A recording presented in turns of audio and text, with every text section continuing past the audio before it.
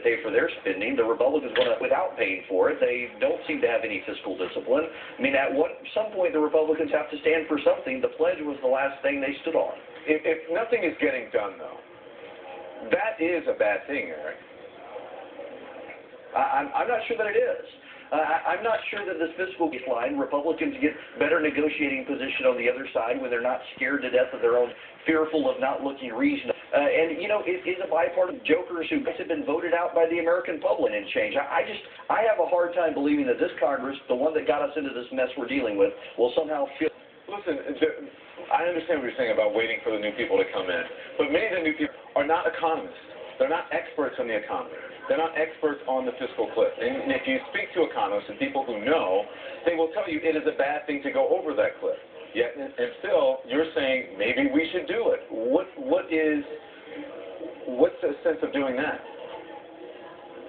We've had 17 debt and deficit commissions since 1982, and we've listened to the experts every time, and the national debt's gone up from $1 trillion to $16 trillion. Congress does not cut spending. Saying we need a balanced approach, the so-called fiscal cliff is the most balanced. To go over this cliff, Eric, our credit rating, what it means for the cuts that kick in automatically. What does this mean for us? Because it's not good by any means. See, I don't cliff. I reject the notion. You think it's a false of the year? It's a false debt. Yes, I absolutely do. I think that suddenly market bottom will not fall, world will not end. What will happen is that it will force down the road on spending and entitlement reform to actually have to deal with those things.